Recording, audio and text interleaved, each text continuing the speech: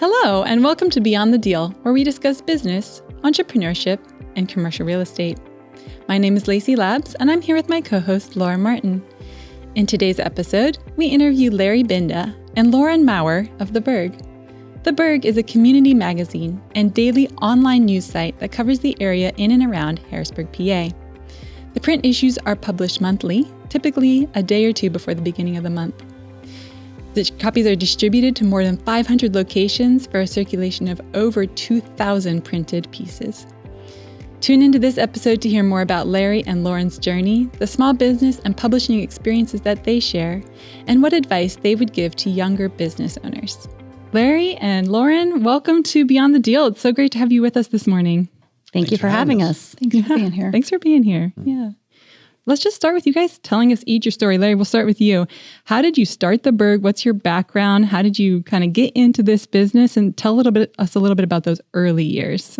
So I'm a journalist by trade, and I had worked as a writer and a journalist for many years in a bunch of different publications and formats and kind of business models. And so I was living in D.C., where I'd lived for quite a while, went to college there.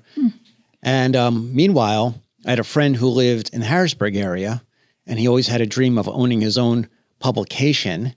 And so he and I had talked about it for a long time. And then one day there were some developments in his life and in my life, and I was a little bored with what I was doing. So we decided just to do it. And we decided to establish a community publication here where he lives as opposed to where I lived. But we modeled it on a publication in my community where I was living on Capitol Hill in D.C., which is called the Hill Rag. And I said, well, we should just bring this model to Harrisburg. Like I said, he always had a dream of running his own publication. And so I decided to get involved with some of the skills that I had and decided to also to back it financially. So we started it, and then I never really had a plan to move up here. I was just going to help him a little bit remotely. But then I thought that our new effort really needed additional personnel and skill. So I moved up here shortly after we started it, which was in 2008. We started the company. The first issue of the Burg came out in January of 2009. So then I moved up here, and he and I and his wife ran it together for several years. And then, I think that in our early years, given it's a print publication, we were reasonably successful, but not really successful enough to support 3 individuals. Yeah. I hadn't paid myself at all, and they had a family to support. So after about 4 years, we decided that they needed to get real jobs, and we were going to close down the Burg entirely when just by coincidence, I happened to have a conversation with a member of the community who said to me, you can't close down the Burg, and who offered to invest in the Burg. And he did that. And so that was in 2013. Well, actually 2012. We were going to close the Burg down at the end of 2012. And then he got involved. And then we relaunched it in 2013 with myself as the editor-in-chief, and brought in a whole new staff and a whole new design, which is more or less what the Burg is now. Expanded the Burg to include a lot more daily news reporting. And we then, over time we started launching events, et cetera. But that's the basic background of the Burg. Amazing. Yeah. So where are you from originally? Well, I grew up in the Meadowlands of New Jersey. Okay. And so I went to college in D.C. And lived there for about 20 years before starting the Burg and coming up here.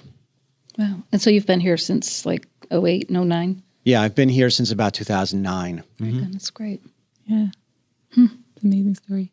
And so, Lauren, I think you sort of said that this 2013 you relaunched, and that was your entry to the scene. So how did you kind of make your transition in?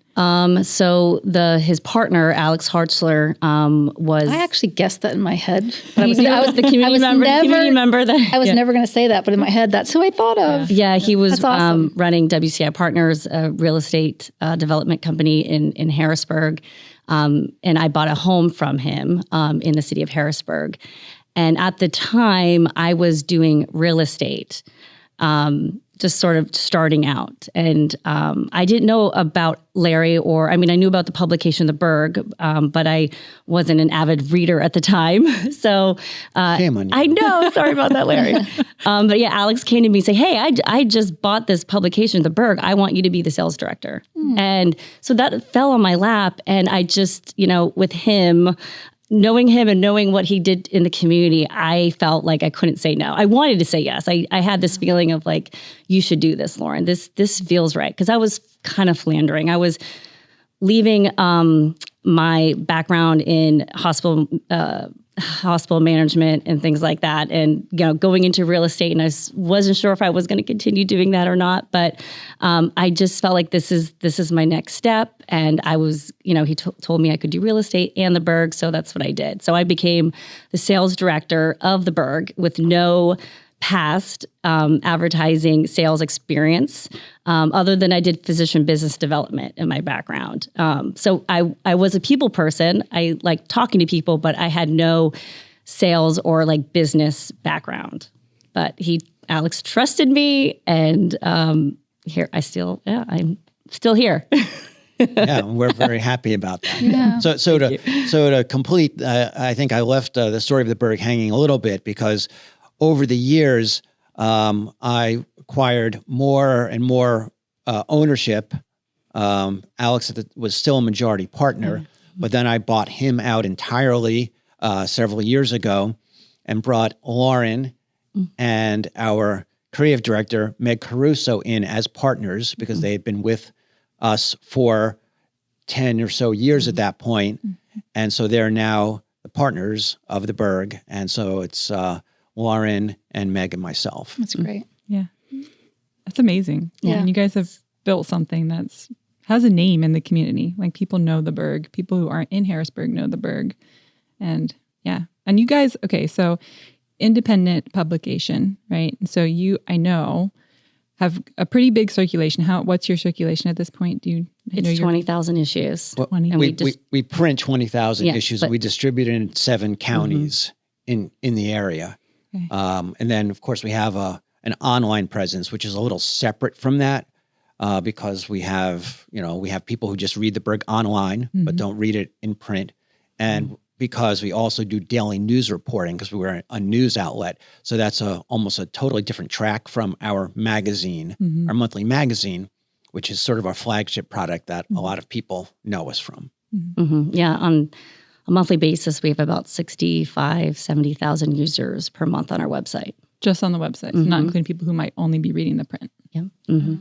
That's correct, yeah. And then just, there's overlap between our readership, but sometimes there's not overlap between our readership. I mean, I still run into people all the time who love our magazine and who have no idea that we have a completely separate news organization almost that we publish news basically daily that never gets into the magazine. And they are totally unaware of that, even though we've been doing it for a very long time. Yeah. That would have been me until recently when I was just doing some research on you guys. Yeah, you go to our website and it looks totally different from our magazine. We, of course, print our magazine stories on the website, but we have so much more content on there than just that. And we also do some events. We run Third in the Burg, which is sort of Harrisburg's answer to First Fridays. And we run that.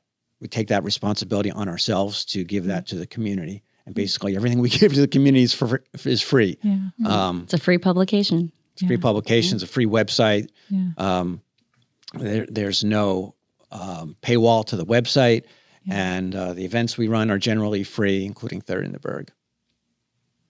Are there any other, I can't think of another publication in our area that is free like that everything online and print doesn't cost any money. Is that true? Do you know of any? We do things very differently, and I think that's why we've been successful. Yeah. Definitely outside the box. There used to be several, but they've all gone out of business for the most part. Yeah. And some publications that began when the internet era began, a lot of them did give away content for free, but now they've almost all put up paywalls. And I'm not faulting them for that because we need to support ourselves financially as an industry. Yeah. And it's over the years become increasingly difficult to do that. Yeah. Yeah, overall print is, you've heard that print is dead. And it's been a struggle for the newspaper industry. Mm-hmm.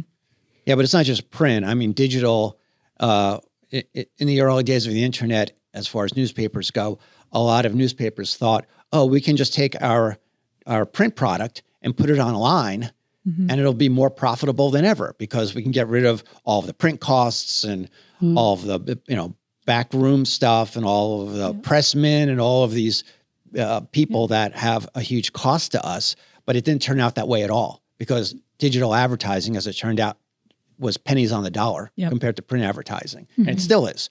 So that model is not very good either for news. Well, I know like the Patriot, I read it when it was every day.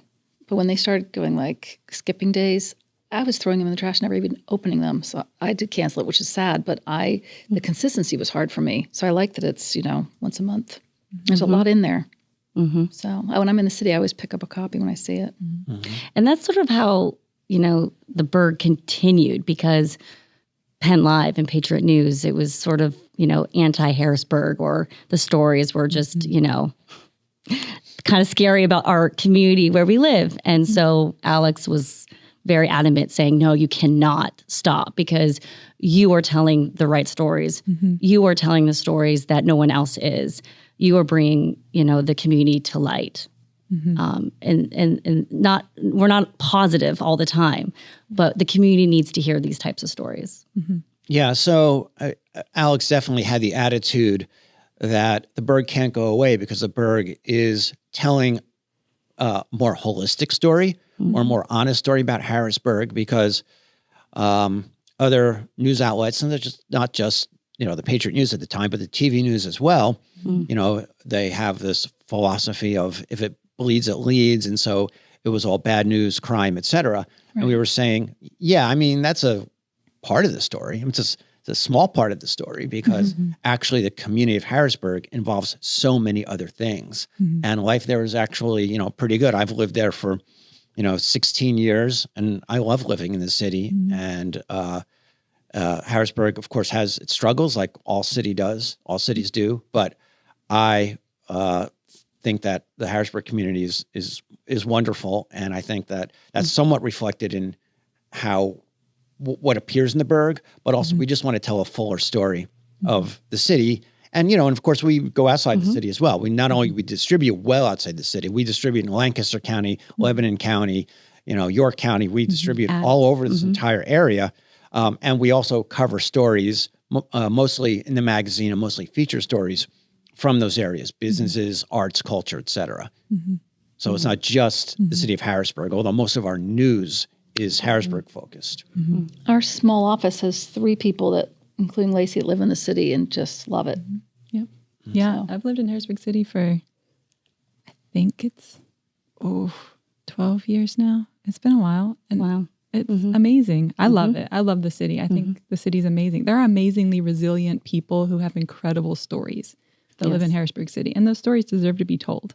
Yes. And you guys do that really well. Thank you. And the city deserves to have its story told in a more fair manner. Yeah. When I came to Harrisburg and I learned about this east-west divide river thing, I was like, you got to be kidding me. Really? Are people serious about this? Yeah. They talk about it. I don't know how serious they are, but I'm not one of them. I think sometimes some people, I think we improved it. I think it's gotten better. I think so too. Yeah. I think the Burg has a part of that. Yeah. Absolutely. I lived in D.C. during the crack war years. Yeah. And I still loved living in the city.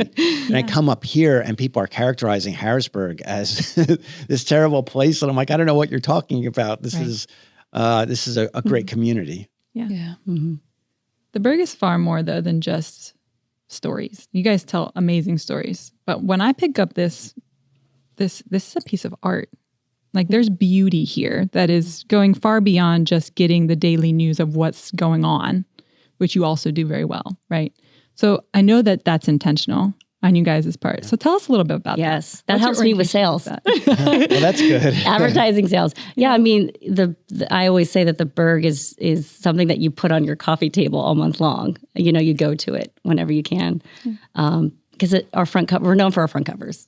And you intentionally did that. The Hill Rag, you based off the Hill Rag. That also has that was from the beginning. We brought this concept that we were not going to clutter up our cover, and it was just going to be a beautiful piece of art every month, reflective of the community in some fashion. But we were not going to put all kinds of story teasers on it or promotions or advertising or anything. It was just going to be that piece of art on the cover. And we've maintained that. Yeah, our creative director and co-owner, Megan Caruso, she's amazing. She does the layout of the artwork and hires photographers. And we also use local artists on every month. It's a local artist, either it's a painting or a photo or drawing, a sketch or whatever. We've done so many various things. So you see the July issue here. We have a small section entitled, for our pets. So we try to do like a pet photo or something like that for the July issue. So that's a very cute photo of Piper. Yes. Shout out to Piper. Piper the dog. Piper has a lot of fans, apparently. Yes. Pets and kids, that's the key. Yes. Babies. But it changes, that cover changes every month, and everyone looks forward to it. What is it going to be, Do you have like a meeting to pick the cover? Yes, we do. Yeah. And it's so fun. We're all involved and I love that. We're always thinking, okay, what should be the front cover? We all have an idea and we always come together and we agree a lot. Oh, we do agree a lot. I mean, maybe just a handful of times, I don't really like this one, but you can't like them all. I mean, we've done this now. How many?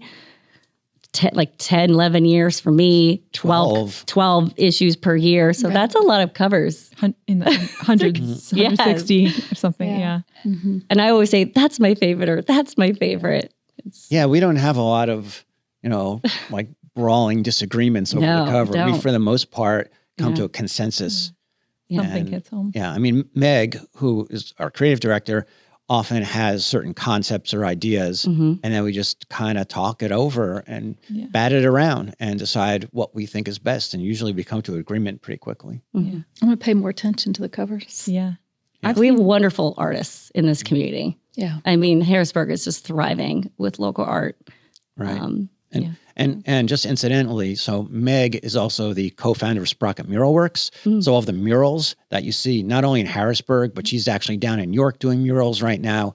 So she's very connected to the artistic community around here. And usually, if we have an idea, she immediately will say, we can feature so-and-so's art or this photographer or this painter or whoever on certainly on our covers, but also some of the spot art inside the Burg.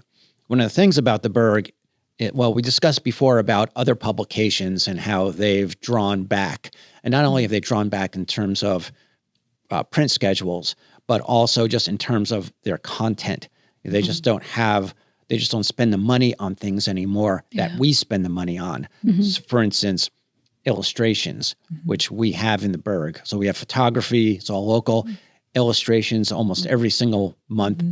And that's all local. We have a cartoon. We have a local cartoonist who's very talented. That's every month. So we have all of these things still in the Burg that a lot of publications have given up on and stopped investing in just to cut costs. Yeah. Yeah. Magazines are gotten more flimsy. Definitely a lot less. Or their paragraph form. Yeah. And we still have the long form, full page. Yeah, we still have long form reported stories and long features, which you hardly ever see anymore because the attitude in the industry is, nobody reads those anymore. They just want listicles. And of course, those are a lot cheaper to generate as well. And you don't need to pay people to do it. Yeah. But we have a full slate of course, we have our staff, but then we also, much of the magazine is freelance written. And so every month we hire, 15, 20 different freelancers to contribute to the Burg, and we pay them. And so this thing, the Burg that you see, this monthly magazine that you see, each month is extremely expensive to produce. We use better quality paper, everything about it. We try to enhance the quality compared to other publications. I thought it was fascinating too, like how you deliver to 500 locations. I mean, the logistics of that has to be. We were talking about that. How do they do this? That's also very costly. That's always a moving part about, adding a new location or dropping another location or adding more issues to one location or dropping, we keep a long spreadsheet of all of our distribution locations. And it'll also be coordinated. Yes. And my distribution people, I just cherish them. They're wonderful. Yes. They're dependable. They seem to like what they do, which is good. Yeah. But distributing the Burg is also a very costly proposition, and we invest in all of that because we think it's important. Now, one thing that's maybe kind of interesting is, like I said before, I based the Burg upon this publication called The Hill Rag, which is just in that Capitol Hill neighborhood in D.C. And one thing I didn't realize, the one major change that I made when I came up here to Harrisburg is realizing that this market is very different. And whereas they were able to put out a quality publication just based upon that one community in DC and were able to pay for it and get enough advertising, here the situation was completely different. And so we began saying, okay, well, our first idea was just to provide a publication for Harrisburg, but that's not financially feasible. Right. So we had to start going into the suburbs, and we went farther and farther and farther. And now it's this regional publication. The Burg is a regional publication. Like I said, we distribute in 7 counties throughout South Central Pennsylvania because we had to. And that was the only way we could make the business work. You've adapted and figured it out as you've gone. Had to work. pivot a million times. Yeah. And adopt new processes and approaches over the years. And evaluate it, yeah. A friend of mine used to own, she sold it, but she owned the Town Planner. And I was always fascinated just watching her try to pull that together and all the advertising, and a lot goes into that, I know. Yeah. I call it the monthly miracle. You never know what we're going to get, huh? It's amazing how all the pieces come together. I mean, we at this point, we've been doing it so long with the same team. Right. We have the whole, process down pat. But still, it's just every month, it's just creating something out of our imaginations. Yeah, advertising sales. I mean, the August issue is going to go to print here at the end of the week. My ad deadline was on Friday. I'm still getting ads today. And they're new ads or ads, like I don't know if they're going to come in and like, hey, do you have room for another half-page ad? I'm like, yes, I do. I'm not going to say no. Yeah. We'll find a spot. Yeah. A month is quick. We do a quarterly marketing report. I don't do a lot with it, but that comes around very quickly. I can't imagine. I'm in a hamster wheel, or I'm just like it never stops. Like one issue's out, I'm already on to the next. Yeah. My mind is always on to the next. It's sometimes we're caught between months and we forget what month. We were like, wait, what issue of month? July. No, I'm in August, September. Yeah, it's constantly moving. Yeah, but it's a lot of fun. That's what I like. I like how I can wake up and there's a new email or a new call about a new advertiser or someone that I was working on for 6 months ago. That actually happened. And she called me saying, hey, I'm ready. I'm like, oh, great. Yeah. That's wonderful. So do you sell the ads for online separately from the print, or do people kind of get an overlap, or how does that part work? I love selling the multimedia package. I think that's the best deal. It works the best. Okay. You're in all of our platforms. Okay. So yes, print, digital, email, social media sometimes. So yes, you gotta be everywhere. Yeah. Right. Yeah. I love it. So I like promoting the multimedia. Yep. But I do have another sales assistant, Natalie, and she's been wonderful. She was hired over a year ago, so that's been nice having that support. Yeah. I can't, one person for Sell Central PA, and it's it's successful. It's going well. There's we've said this, I've said this, print is dead, but not for the Burg. Yeah. I mean, print advertising that's our revenue. So we're doing something right, Larry. That's all of your revenue, right? I mean, because we have a community publisher program on the inside front cover. Those are all of the businesses that financially support the Burg. So, but in that program, you do also receive advertising. Yeah. So it's a mix of things, but yes, it's print. I mean, are there any state grants or city grants or anything like that, or not really? Not for your not really. The only thing that we've gotten for the last couple of years is we've gotten a small tourism grant from the county to support Third and the Burg specifically. Yeah, and because of that, we've been able to improve that program a lot. Yeah. So I mean, that's an event, right? Yeah. So that's something else that we do that we give to the community for free. Yeah. But that has we did it even before we got the grant. But the grant has really helped us bring it to a new level and have more events and have better coordination. And we hired a coordinator, third Burg coordinator. Yeah. Correct. And more, social media presence, print ads. Yeah. Yeah. So one thing I'd like to add as far as our how we make money, how our revenue, since I know this is a business podcast, is we do have, so print advertising still is the majority of our revenue, supplemented a little by some digital stuff, an event maybe or two a year. But we also have a pretty robust donation-based program. And that's we have a large donor program, which we call our community publisher program, in which major organizations and companies essentially donate or enter into a business relationship with us to support what we do because they see us as important to the community and thus important to their own businesses. And then we launched about 4 or 5 years ago, a small donor program, which we call Friends of the Burg, which is just ordinary people who give us small amount of money, sort of like an NPR type donation model, because they like us and they want to support us and support what we do. And we really treasure those people as well. So we've been able to diversify our revenue sources somewhat because, print advertising is tough and being able to sustain a publication is difficult. So we have these different revenue sources coming in to be able to support our small business. And we are probably the definition of a small business. We're tiny, but we do as much as possible. And I think we punch above our weight. We win tons and tons of press awards every year. So that was on my mind too. I was going to ask you about that because I know that you guys do. So tell us more about that. I know you win a lot for your art and the covers, but tell us about the awards that you guys win. Yeah. So I would say the last, ever since we rebooted the Burg in 2013, I think we won our first press award in 2014.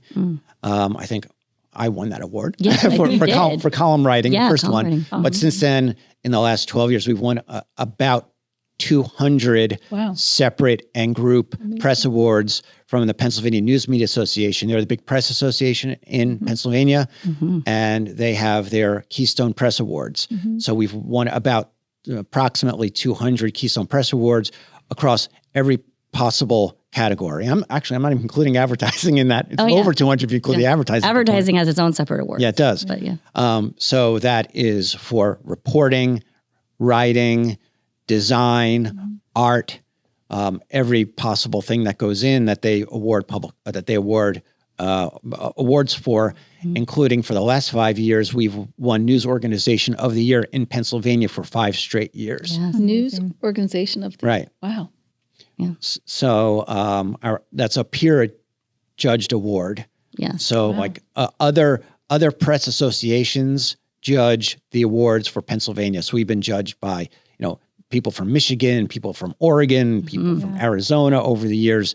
That don't even know us. They don't even know us. Yeah. They read and they look and they judge. Right. We submit various works to nominate various works over the years, and we've won all of these awards. So that certainly affirms what we do. And you're just independent. I mean, you're not part of any larger group in the country. We are just ourselves. And we're for profit. We're not non-for-profit. So you mentioned donation. It's not like we're not non-for-profit. So do you get calls from people over the country who are asking how to start something like this? Yes. I have gotten some of that. I can imagine. Yes. Yeah. When we go to these events, when I go to my advertising summit with Pennsylvania News Media Association and you go for press, it's like, what do you do? Can I, and I'm an open book, so I love sharing what we do. So I've shared the Friends of the Burg program, the community publisher program too. The latest one was the Pittsburgh. What's the Pittsburgh paper? Post-Gazette? Yeah. It was another one, I think, that they wanted the... There's a bunch of them. Yeah, there's a bunch of them in Pittsburgh. I'm trying to think about it. But they were like, can I copy this for? And I was like, yes, go ahead. Tribune. Yes.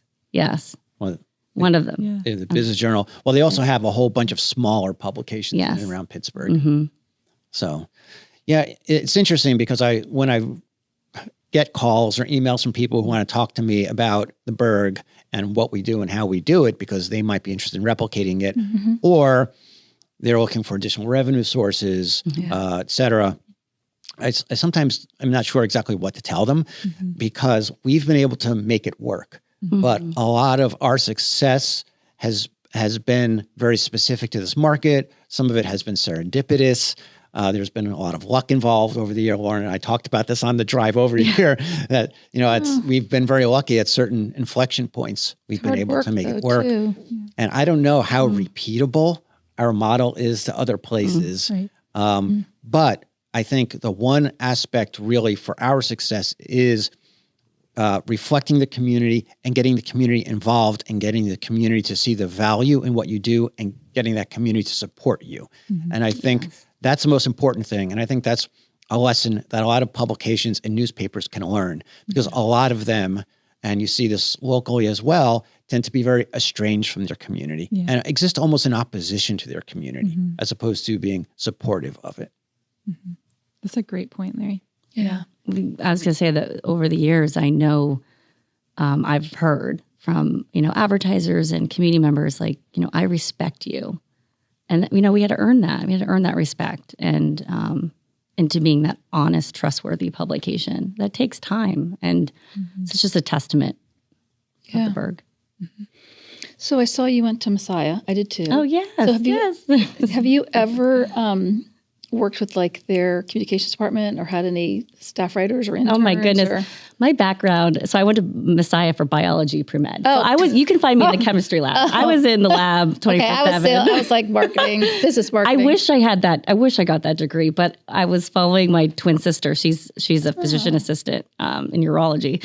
And we were both, I don't know, we were both just, as twins, we tend to kind of, copy each other, like do things together. We didn't really know what we wanted to do, but ultimately, Messiah is a really good university. So close. And there's so many colleges in this area. Yes. So I'm still, I found my way, regardless of my background. So, But I guess I wish I had like a business background or things like that. But no, it's biology. Do you ever get it? Like, even there's so many colleges in this area, but do you ever get some of these kids that submit articles to see if they can get published? Our staff member, reporter, Maddie Giddens, is a Messiah graduate. We have a lot of like interns, amazing people from Messiah. Hire Messiah. Yeah, but I mean, they're wonderful. Like between here and Lancaster, it's got to be at least a dozen colleges. It's crazy how many. Yes, there's a lot. We have college interns majority of the summer. Yeah. So we've had interns from a bunch of different local colleges, but Messiah more than any other place. And in fact, then we hired one. So Maddie started as an intern for the Burg, and now she's been our main city reporter and now assistant editor for the last 5 years. So their chair, which I don't know if she still is, but Nance McCowan is incredible. I went to college with her, and she used to help me write papers. Wow. She was so talented, so gifted. I don't have the gift of writing, so I have appreciation for it, but So what are you excited about for the future of the Burg? You guys seem to be thriving as an organization right now. To some extent, just keep doing what you're doing, right? Yeah, we say working. Keep doing what we're doing. Keep plodding. We're plodding along. On that hamster wheel. So I think that going forward, one of our main goals is to expand our staff. Yes. And so we want to especially expand our editorial staff, which is a goal we've had for a long time. And hopefully we're getting close to that. And so that's a big goal of ours. As Lauren mentioned before, we expanded our sales staff about 2 years ago. And, as a small business, we have to be, it's a very delicate proposition hiring people because we have to make sure that, and I'm pretty conservative financially, so we have to make sure that we can afford that. And that is something we like to do. We also would, we always want to get more involved in the community. So I think that's another goal that we have. But, we're definitely under financial constraints. So we have to make sure that every step that we take is well thought out and ensure that we can afford not only to do something, but to be able to sustain it over time. Not just can we afford it this time, but can we actually do this as well? I mean, I don't want to be laying people off. So I want to make sure that if I hire somebody, that person knows that they have, as long as they perform well, a job for as long as they want it. And it's they don't lose their job because of a dip in the economy or what have you. Yeah. How big is your team? So we're small. So we have 5 full-time staff, and then we have a stable of about 20 to 30 freelancers who we use on a pretty regular basis. Yeah, 5 in the office. That is small for what you're producing every month. You can't go away. No vacation allowed. No. I was just on a family vacation. I'm like, all my ads are due. I got to get this done. We don't get a lot of, well, at least I don't get a lot of vacation I'm always time. on him. Like, you got to go away. Go do your little vacation. Yeah, I get almost none. Lauren doesn't get a lot either. Our other staff members maybe a little more. But it's we still have the flexibility within our jobs, and I really appreciate that. And, when you, of course, love what you're doing and you're passionate about what you're doing, and it's the mission of the Burg is like my heart. So I don't know. It's not like a grind. It's not something you don't want to do. Enjoyable. Yes. Yeah, it's good. Yeah, it's enjoyable to engage with the community, to have that aspect. I think we also get along well, and I think we have a very healthy work environment, which is important. I think we try to support each other, and we have a lot of flexibility, which I know that several of our staff members really appreciate. Yes. Especially if you're a parent. Yes. Right? Yes. I know, I feel that it's hard. So Yes. Yeah, it's great. Thanks.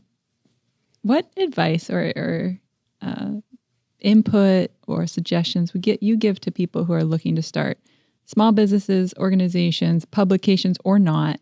You guys have been on this road, especially you, Larry, as the founder. What would you guys say to someone who's like, I want to start a small business, or I want to do something in public relations or communications or media or whatever? What advice would you give as people who've been on this journey? Okay, I'll go. You want to go first? I was going to say, we're in such an interesting niche, with print. Like, we are. It's so difficult. Yeah. But so not only did we start our own small business, of course, but we cover, our editorial team covers small businesses. And of course, Lauren on the ad side deals with small businesses all the time. So we know so many small business owners, people who have started small businesses. And so my advice for basically anybody who has a idea for a small business is to a couple-fold. First of all, make sure that it's not just some kind of passion project, or you're not doing it just for your own sort of self. There are a lot of people who, for instance, like to bake. And they think to themselves, I'd really like to start a bakery. Well, can you actually do that? What is the market? A lot of people start businesses, small businesses, in my opinion, without a lot of thought involved in it. How is this business sustainable? Do I have the capital to sustain it? And I mean, even we were, in the beginning of the Burg, we were a little guilty of this, honestly, because myself and my partner originally, we were journalists. We weren't really business people. So we're kind of guilty of this sin as well. We were able to make it work over time. But having the capital and having the business sense, the management involved, and understanding really what you're getting into. Like Lauren said, I hardly ever have a vacation. And so that's a big downside. A lot of people are just better off having a regular job, honestly. And that's fine, right? But have a real clear understanding of what you're getting into, and don't just jump into it, because a lot of people do that. Yeah, we have, unfortunately, seen a lot of businesses. We've read about businesses that just opened, and then like a year or two, they shut their doors. And this was like even pre-COVID. But we talk about that, businesses coming and going, and it's just unfortunate. I've met with them for advertising. They would advertise, and then they shut their doors, a year later, and it's really unfortunate. Well, one other thing I would say about businesses and small businesses, a lot of them can't afford to do a lot of advertising and marketing. Yeah, that's like their last. Yeah, it's like on their last budget. It absolutely is, and they should elevate that. Yeah, they have a lot of the small businesses have no marketing plan, zero. Their marketing plan is unlocking their front door. That's their marketing plan, and they do nothing to promote their own businesses. A lot of them don't even have a good social media strategy, and largely that's free. Yeah. Yes, you have to be on social media. You have to be everywhere. You have to, it's a lot. Yeah. You're not just a business owner, you're a social media marketer as well these days when you open up a business. Yeah, but well, many are not, especially, and many should be, and their social media stinks. Much less doing anything above that.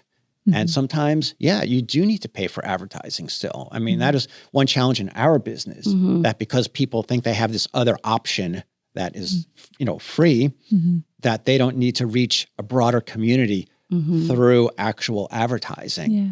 And because of that, they stay in a very small, prescribed category of people who they're reaching, and are not reaching a broader audience. Yes. Yep. You're spot on, Larry. And even, honestly, a lot of larger companies don't seem to have a great marketing strategy. I think that is one thing that really, I didn't understand when I came up here. So, like I said, I based the Burg on the Hill Rag, and what a successful publication financially, just filled with full-page real estate ads, ads. So they have a thriving restaurant business down there. And this is just in the Capitol Hill community. It's not all of Washington, D.C. It's just that neighborhood. Yeah. And, their average publication, the Hill Rag, which is a monthly, is over 200 pages. 75% of that is advertising. And it's just page after page after page of real estate ads, ads for home improvement, ads for everything you can imagine just for that neighborhood. Yeah. And and entertainment and culture. And we still pick it up. So it's still the same. Yeah, it's still the same. It's amazing. It's maybe not as thick as it was 10 years ago, but it's still pretty successful. I mean, they went from being 250 pages a month to 200. Wow. So a lot of arts and culture, restaurants. And I really thought that if I brought a similar concept up here, I'd be able to replicate that. But I was wrong. It's been a real struggle to get a lot of companies to see the value in marketing and reaching a community. Yeah.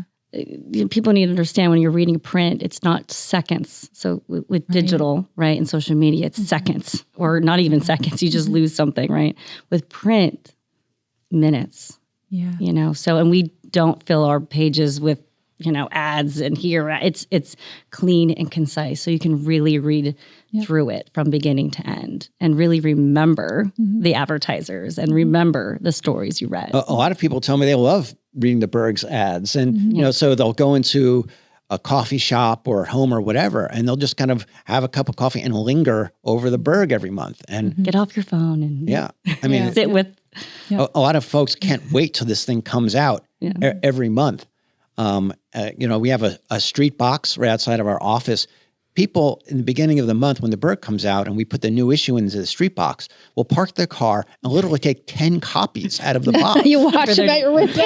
And I don't know what the heck they're doing with all these copies. Where's your office at? Giving it to Where's your office at? Actually, they are. A lot of them do distribute to their neighbors. I've had people say they just walk up and down their block and distribute to their neighbors. That's funny. But they linger over the Burg and they read our long form stories and our features and it's young ads. and old. We're not just an older, print is not just for older people. We have a wonderful readership. It's everybody from teenagers all the way up to people whatever in their 80s and 90s, and we distribute in nursing homes too. Yes, but we also distribute in schools. So it's a wide readership demographically. When is your issue out? Every month? It's always a couple days before the first of the month. Before the first, okay. So 27th, 28th, 29th. What's July? July is going to be July 30th. For the August issue. Yeah. Okay. Which is typical, and we always hit it. We always hit our deadlines. We're never late. We're never late, unlike other publications. Social media, 8 a.m. Everything goes on because I do it. You do that? You do social media too? Yes. Yep. Yeah.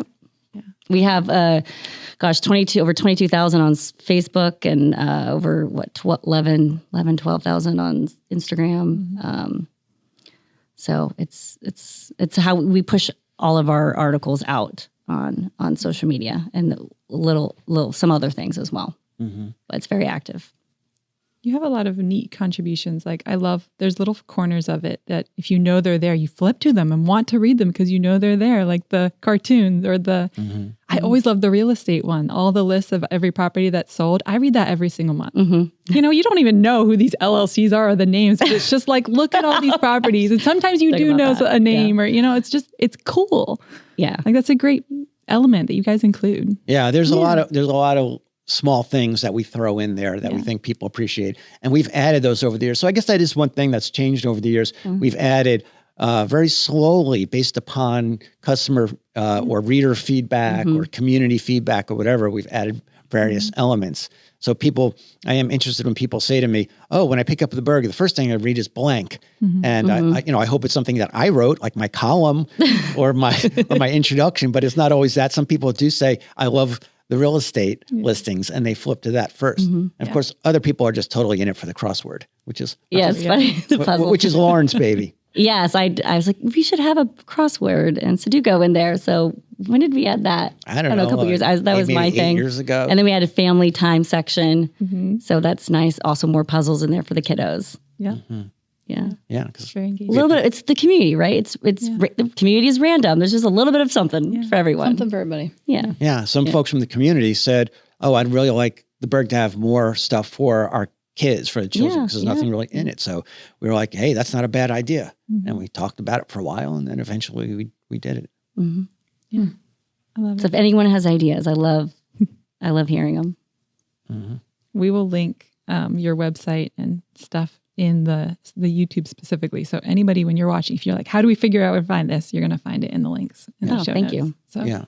So so now that we're mentioning this, one thing I would love to do going forward is just add even more content and more pages. But of course, that is totally dependent upon the finances, because everything that we add costs money and costs a lot of money. Right. And so that is a goal, just to, one day be like the Hill Rag and have 200 pages. Wow. So I have a final question, but before I ask it, I have one for you, Lauren.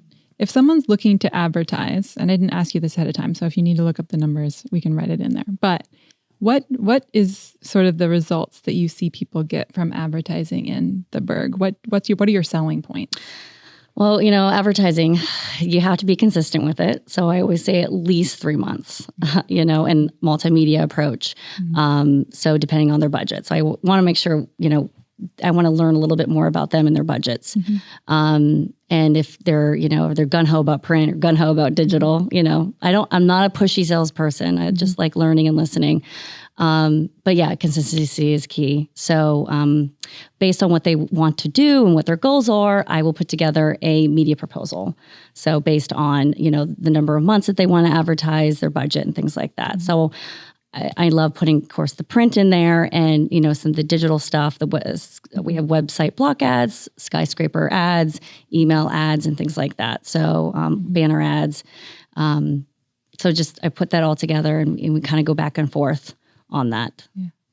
Okay. So it's a little bit of a process. Sometimes I just have to wait it out. I hear a no or we can do this, but not sure yet. And it's just a waiting game sometimes. But I also work with a lot of ad agencies. So that's always fun because they know what they already are for their client, and they're the one who might be referring the Burg to the client. So they can come up with their own proposal, and that's always fun. And I just sign away. So those are always good. Awesome. Yeah. So if you're interested in advertising. Yes. Myself and my assistant, Natalie DeSanto, will definitely help you. Yep. Awesome. Well, my final question, we ask all of our guests the same one. And so I'm going to give each of you an opportunity to answer it. So the question is, if you could go back and start your career over, but keep all the knowledge and experience that you've gained from your years, what would you do differently and why? So I think my answer to that is that I would have more business experience because I came into this, I'm a journalist. And although I had done a lot of freelancing before, which, and I was serious about it because I was able to support myself because before I started the Burg, I was freelancing for technology companies. But I would have more business experience, particularly management experience. I think that's probably my biggest flaw when suddenly I was running the Burg and I had a staff. after the Burg got rebooted in 2013. And I really had no idea how to manage people. So I think that would be something I would educate myself more on. Yeah, same for myself. My background is not in that as well. So, as a sales director, I had, a sales team underneath me and some other things that I was managing. So I've always learned as I went along, which is always good. Follow my instincts, follow my gut, follow my intuition. But yeah, I mean, those business skills, those management skills would have really helped. But I think you did a good job, Larry. Thank you, Lauren. Yeah, so You're kinder than I am on myself. Well, yeah, we're always hard on ourselves, and that's a good thing as a business owner. You have to be. But yeah, I would say the same. Yeah. Yeah. You bring up a really good point, because being self-critical is extremely important. Maybe it's extremely important in life in general, but it certainly is important here in running a small business, in being able to soberly assess what you do well, what you don't do well, trying to backfill what you don't, and sometimes then having to reach outside the organization if you need to, and not being afraid to do that, to find skills that you lack, such as in our case, like accounting. Yes, I mean we don't really. So Alex Hartzler, a business partner, but was really not involved in any of the business side of the Burg, the money, on a daily basis. So we really had to kind of, like you said, learn as we go. But reaching out to the community, talking to our community publishers and our partners and things like that, and not being afraid to ask questions. Yes, definitely agree with that. Yeah, there's a lot of skills out there, and sometimes you just need to reach outside and realize you don't know everything, and to get advice from people and skills from people who are outside your organization, but also realize where the gaps are and fill those. Yeah, very wise. Also having a team of people who's good at what they do, that's not what you do. You can't be good at everything. Right. That's very true. Yeah. Well, and that in my opinion is one of the major strengths of the Burg, because there are, I don't know, I mean, there are a lot of components to the Burg, but I would put it into three big buckets. And so editorial, art design, and sales. And between Lauren and Meg and myself, I think we have three extremely strong players heading up those three components. And so that has been critical. It's amazing. Larry, Lauren, thank you so much for joining us today. You guys have built something that I think if you both just fell off the end of the earth today, that the Burg would still exist. So you have created something that's legacy worthy, and it's amazing. I love it. I'm a huge fan. So thank you for sharing the story and for what you guys do and contribute to the community. Well, thanks for having us. Yes, thank you so much. Absolutely. That was Larry Binda and Lauren Maurer showing their insights on small business and independent news publication. For more information on Larry, Lauren, or the Burg, or to learn more about SB and Lattice, click the links in the show notes. Thanks for listening to Beyond the Deal.